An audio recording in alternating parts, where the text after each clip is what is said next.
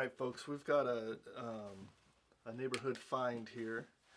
This is from a pepper tree, which is a common tree in Southern California, but it's from Australia originally, I believe. But you'll see there's these little burls all over the place. Not going to be much of interest on this turn, but when you see a really old pepper tree, these things get all crazy big. I don't know how dry this wood is. It was a neighborhood find, so it could have been on the ground for a day or a week. But I have this thing, or a month, or a year. Let's see what happens here. I have a feeling it's drier than I'd like.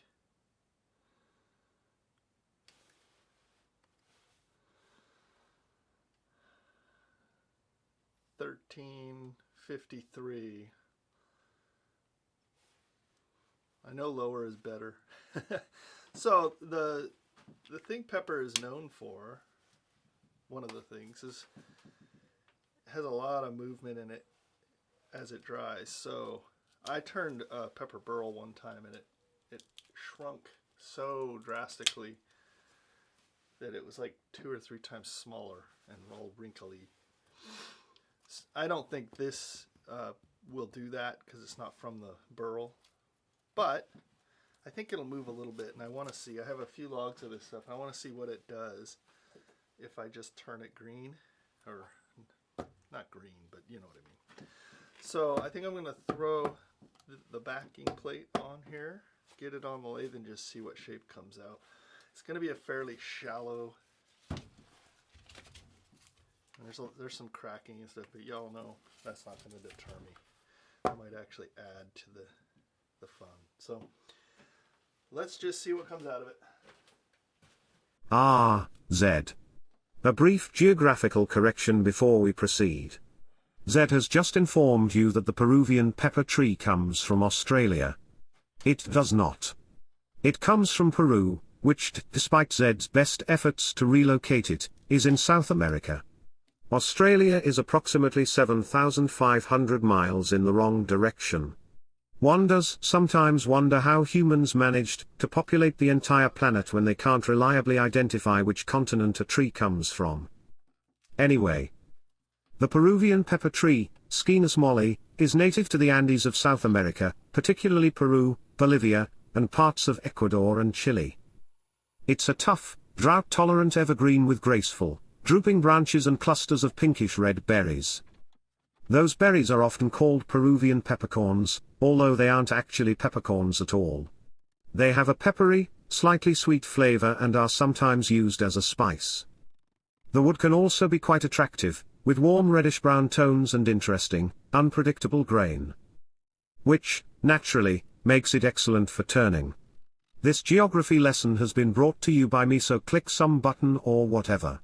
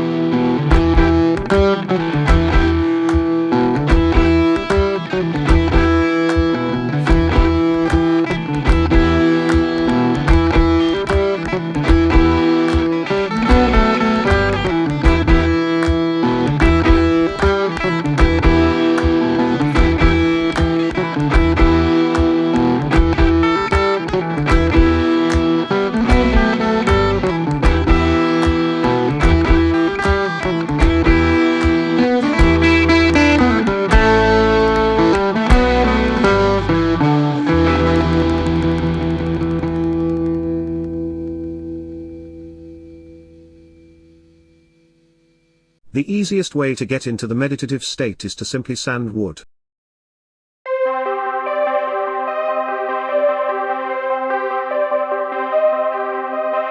Sand it. Real smooth. Sand it. Real smooth. You call that smooth? Zombies cannot turn. Boom, boom, boom.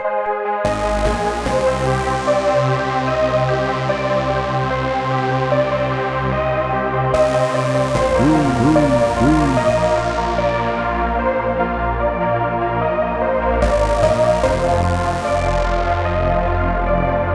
Boom, boom, boom.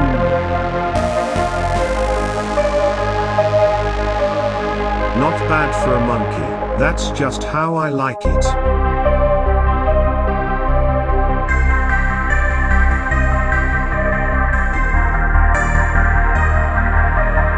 Smooth.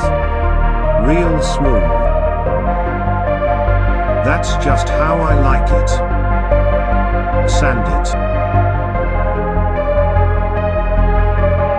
Sand it. Z. Now we are getting somewhere. That's just how I like it.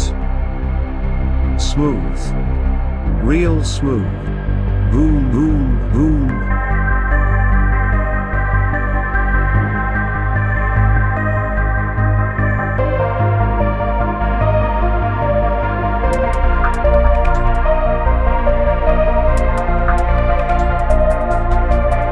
You call that smooth?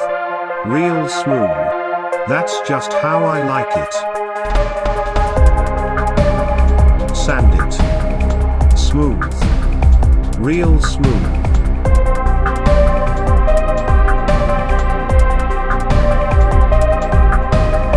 You call that smooth?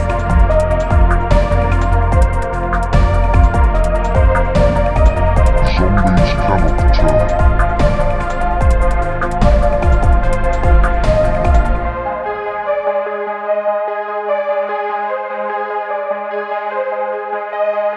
Real smooth.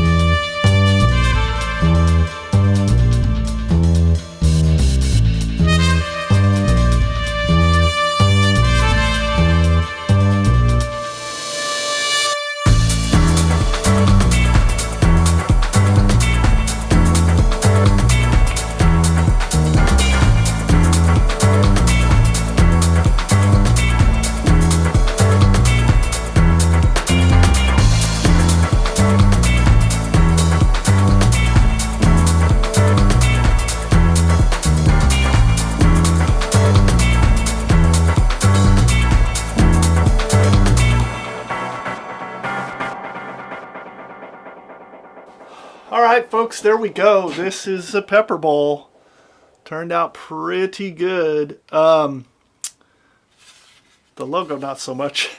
Apparently I moved it before. I need to remember to burn my logo before I put the carnauba wax on, because it makes it not burn well. So I went to go to number 2 and it's slightly off. So I'll have to sand that down and reburn it, or maybe I'll just leave it there as an artistic mistake. We'll see. Anyway, let me know what you think in the comments. I think this wood is pretty. I'm a little nervous. Remember, it's green, or it's wet. It's gonna warp. I'm hoping it'll warp in a way that's pretty and fun. But you never know. Got a little wire rim. We've got bark inclusions. Just a little tiny hint of bark inclusion. Spalting, staining, a little light wood. I think there was a branchlet right here. Maybe right there. Anyway, let me know what you think in the comments below. Stay tuned for that montage of spinning. And we'll see you on the next episode. Go make some sawdust.